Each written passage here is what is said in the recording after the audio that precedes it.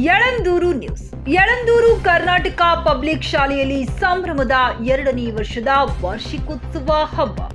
ವರದಿ ಅನಿಲ್ ಕುಮಾರ್ ಗೋಳಿಪುರ.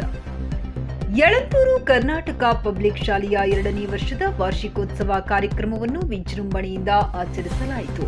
ಕಾರ್ಯಕ್ರಮವನ್ನು ಕೊಳ್ಳೇಗಾಲ ವಿಧಾನಸಭಾ ಕ್ಷೇತ್ರದ ಶಾಸಕ ಎಆರ್ ಕೃಷ್ಣಮೂರ್ತಿರವರ ಅನುಪಸ್ಥಿತಿಯಲ್ಲಿ ಮಾಜಿ ಜಿಲ್ಲಾ ಪಂಚಾಯಿತಿ ಸದಸ್ಯರಾದ ಜೆಎ ಯೋಗೇಶ್ ರವರು ಉದ್ಘಾಟನೆ ನಡೆಸಿದರು.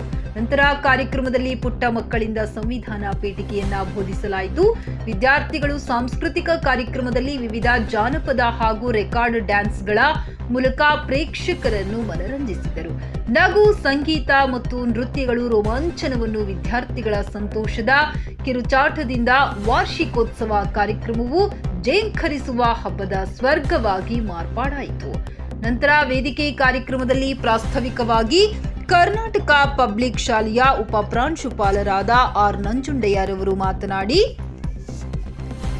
ನಮ್ಮ ಕರ್ನಾಟಕ ಪಬ್ಲಿಕ್ ಶಾಲೆ ಈ ದಿನ ಯಳಂದೂರು ಪಟ್ಟಣದಲ್ಲಿ ಒಂದು ಉತ್ತಮವಾದ ಕಾರ್ಯಕ್ರಮವನ್ನು ರೂಪಿಸಿದ್ದು, ಕರ್ನಾಟಕ ಸರ್ಕಾರಿ ಪಬ್ಲಿಕ್ ಶಾಲೆ 2018-19ನೇ ಸಾಲಿನ ಶೈಕ್ಷಣಿಕ ಸಾಲಿನಲ್ಲಿ ಪ್ರಾರಂಭವಾಯಿತು. ಕರ್ನಾಟಕ ಸರ್ಕಾರ ಬಡ ಜನತೆಗೆ, ಬಡ ಕುಟುಂಬಕ್ಕೆ ಇಂಗ್ಲಿಷ್ ಮಾಧ್ಯಮ ಮತ್ತು ಕನ್ನಡ ಮಾಧ್ಯಮ ಜೊತೆಗೆ ಶಿಕ್ಷಣವನ್ನ ನೀಡಬೇಕು ಎಂಬುವ ನಿಟ್ಟಿನಲ್ಲಿ 276 ಪಬ್ಲಿಕ್ ಶಾಲೆಗಳನ್ನ ವಿವಿಧ ಜಿಲ್ಲಾ ತಾಲೂಕುಗಳಲ್ಲಿ ಸ್ಥಾಪನೆ ಮಾಡಲಾಯಿತು. ಇದರಲ್ಲಿ ನಮ್ಮ ಚಾಮರಾಜನಗರ ಜಿಲ್ಲೆಗೆ 4 ಶಾಲೆಗಳು ಸ್ಥಾಪಿತವಾಗಿದ್ದು, ಅದರಲ್ಲಿ ನಮ್ಮ ಯಳಂದೂರು ಕರ್ನಾಟಕ ಪಬ್ಲಿಕ್ ಶಾಲೆಯೂ ಒಂದಾಗಿದೆ.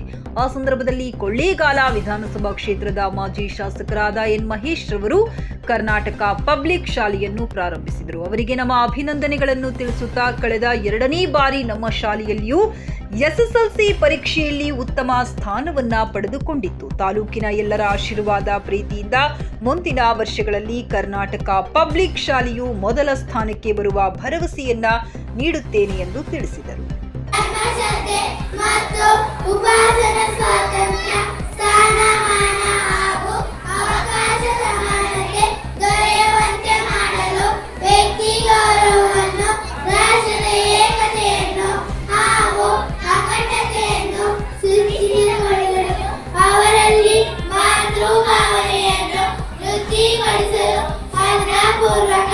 ಸಂಕಲ್ಪ ಮಾಡಿದವರಾಗಿ ನಮ್ಮ ಸಂವಿಧಾನ ಸಭೆಯಲ್ಲಿ 1949 ಈ ಸಭೆ ನವೆಂಬರ್ ತಿಂಗಳ 26ನೇ ತಾರೀಖಾದ ಈ ದಿವಸ ಈ ಮೂಲಕ ಈ ಸಂವಿಧಾನವನ್ನು ಅಂಗೀಕರಿಸಿ ಅರ್ಪಿಸಿಕೊಂಡಿದ್ದೇವೆ.